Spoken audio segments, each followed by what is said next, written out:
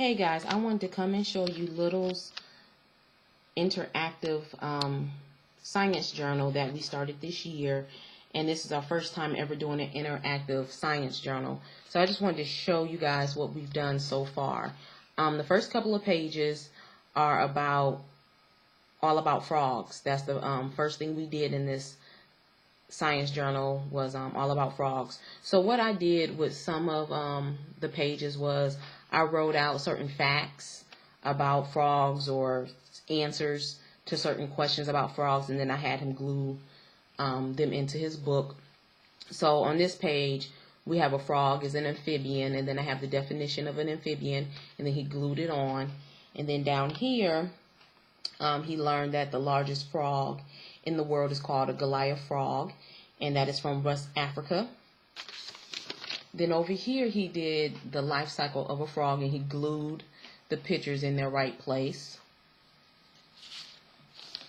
So, I'm sorry for the lighting, guys. I just could not get it right, so I hope it's okay.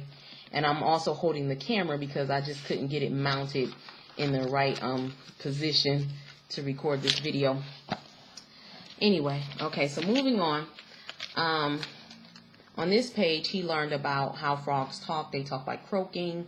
He learned that when baby frogs come out of their eggs, they're tadpoles. And then he also learned about poisonous dart frogs. And what I had him do was find the colors that match the poisonous dart frogs that he saw in his book, and then he just did little swatches. So there are poisonous dart frogs that are black and red. There are poisonous dart frogs that are black and green. And there's also poisonous dart frogs that are black and yellow. And then down here, I had him draw what frogs eat. And so he drew a little fly. Over here, he learned that tadpoles breathe by using gills. So then he glued the answer there.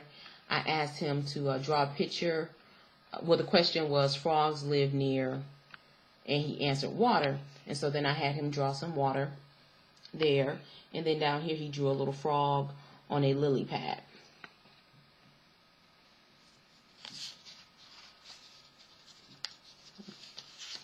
And then next down here, these are the pictures of the animals from the zoo, from our local zoo.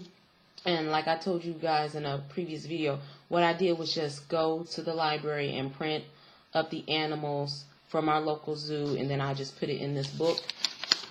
And when we went to the zoo that day, what I did was I took a little stamper. I don't know if you guys can see it. And I just stamped all the animals that they saw that day.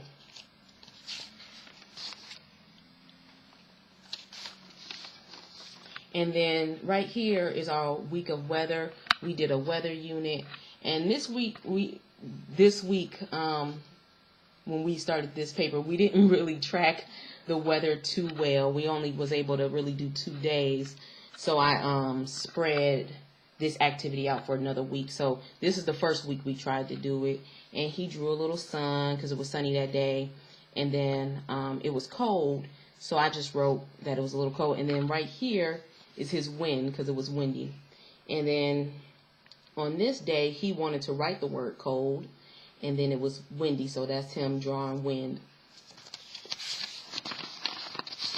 And then over here, we did it again. And this week, we were able to get 4 days of tracking the weather.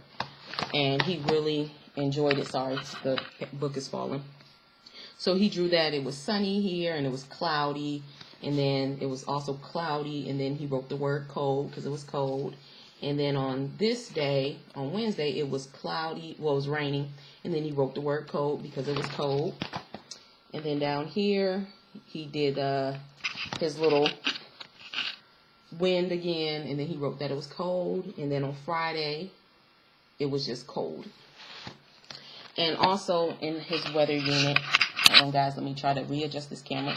Also in his weather unit, he learned that there are 4 different types of clouds: cumulus clouds, nimbus clouds, stratus clouds, and cirrus clouds. So I had him draw a cumulus cloud, I had him draw a nimbus cloud, I had him draw a stratus cloud, and I also had him draw a cirrus cloud.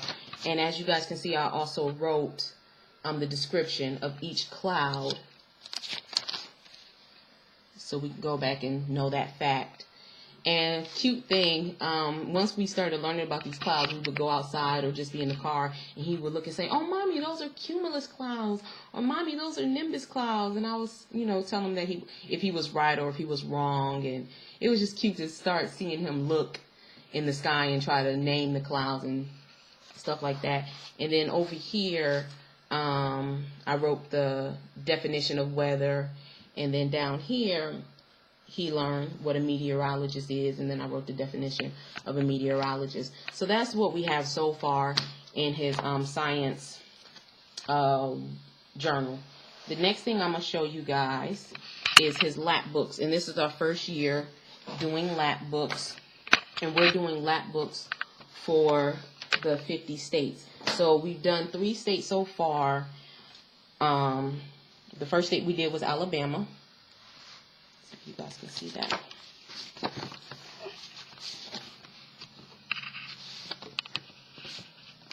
Trying not to have the camera shake so much.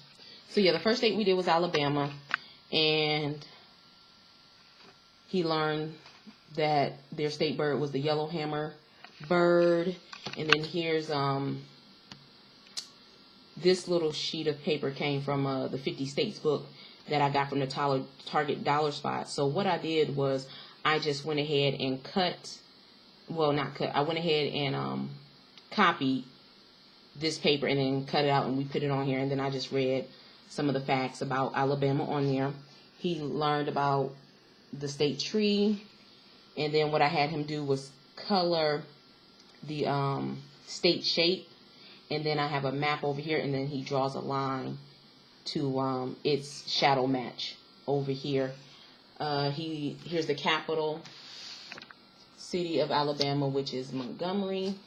And then here's the camellia flower, their state flower, and then their state fruit, which is blackberries.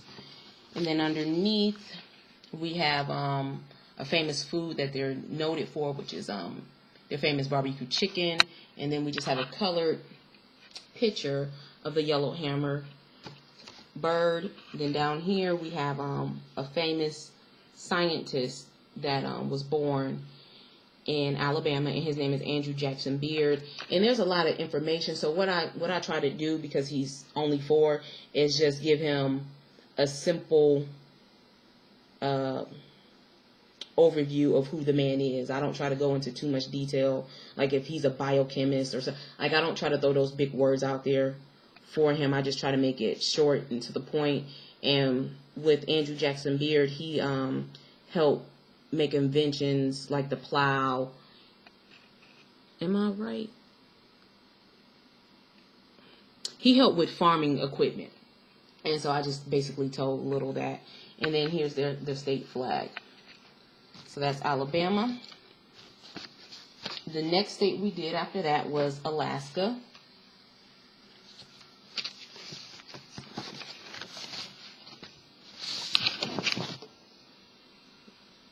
And with all of these, you'll see the little name. I don't know what the little name, and then underneath it'll have its nickname underneath it. And I got this from a state coloring book that we had. So he just kind of colors the word Alaska. And then here's a picture of one of their foods that they're noted for, which is salmon. And then he glued an igloo because people used to live in igloos. Here's the capital city of Alaska, which is Juneau. Then he has the state flower, which is the forget-me-not, the state bird, and then the state shape, and he colored it in, and then he matched it with its shadow over here on the map. And then here's a little description about Alaska. Then he learned about their state gem, which is the jade, and then their state insect, which is the dragonfly. He learned about their state sport, which is dog mushing. There you go, dog mushing. And then their state mammal is the moose. And then one of the people that he learned about from Alaska was Elizabeth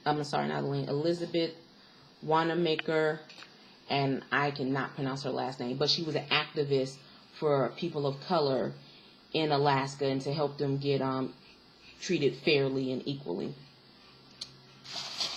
So that's that. And then the last state that we did so far is Arizona. We're not completely done with this lap book yet. We're almost done. But I'll just show you what we have in this lap book so far. So it has the Arizona, and then the Grand Canyon State is its nickname. He colored the cactus. This is their state bird. And then he told me what the state bird eats, and then I just wrote it down. And then here's the state insect. And then here's their state gem. And then down here we have the state shape. Again, he colored it, and then he drew the line to match its shadow over here on the map.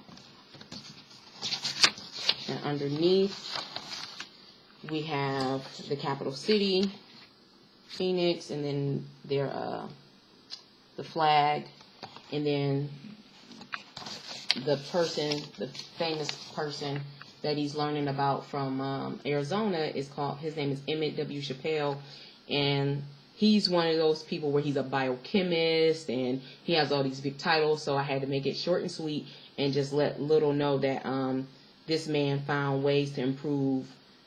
He found ways of detecting bacteria in water, and that helps with improving diagnosis of urinary tract infections, things that make us sick. So this is what we have so far for Arizona. All right. So that is, I'm going to turn this back up. So again, I'm sorry for the lighting, guys. What was I going to say? So that is our Science Interactive Journal and our lap books. Also, I wanted to share with you guys, I will be posting some videos of what I did with Little in October. It was interesting in October. Some of the videos, they're really short videos, and I think in one of them I kind of cut it off in midstream because he was about to say something like off the wall, and he's impulsive, and so that kind of makes it hard with trying to record things for him, because it's like we'll be on track and then he'll think of something that doesn't have really much to do with what we have, or it doesn't have much to do with what we're already talking about, and I try to respect him and try to hear him out. But when he just kind of goes off on his little tangents, it's like, okay, honey, now we need to reel it back in. You will see some moments where he was getting tired, and I had to hey, you need to focus, let's finish. And it kind of took a little longer than what I wanted, but we eventually got done. So you're going to see some real moments where he was just being, what's the word I'm trying to use?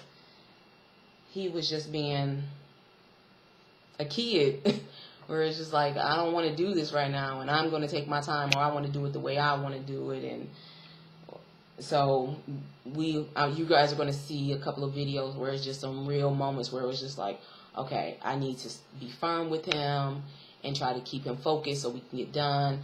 I think one video was when we were reviewing his zero facts, and he just wanted to play with the blocks and line them up, and I'm like, okay, let's just get this done. So I just wanted to let you guys know, when you see that video, it's going to be some real moments. So I just wanted to, like I said, share that with you guys. What's going on with Big? Same thing. Nothing much has changed with him. Really the only thing that's changed with Biggs is his sleep schedule yet again. Now he's starting to sleep at night, but he's fighting sleep. He won't let himself just go to sleep. So he'll fight sleep, then he'll fall asleep, and then he'll sleep for a couple of hours, and then around 5 or 6, he's up and full of energy, and he's being really loud, and then that affects me and his dad. So that's pretty much that. Like I said, I'm not really stressing with Biggs, this is new territory for us, with the phase of life he's going through with puberty and just the changes that he's having. So, like I said, I'm not stressing, but I just wanted to give you a little update on him. And really, like I said before, I'm just really focusing on trying to make sure Little is understanding what I'm teaching him, that I'm trying to teach him calmly and help him with his understanding, and just get these lay that foundation and try to have a solid foundation with him in math and in reading and in science, and especially in math and reading. I want him to really have a good solid foundation. So if you don't see videos up or me posting what's going on, that's really it, because I'm really taking this time this year to really focus on what's important and the foundation, and just trying to give my boys the best of me that I can, and not stress about, oh, I need to try to get a video up or whatever. This is just the season we're in right now for homeschooling, and I'm fine with that. So I'll see you guys all again next time, and I hope you guys are all having a good homeschooling year. Bye.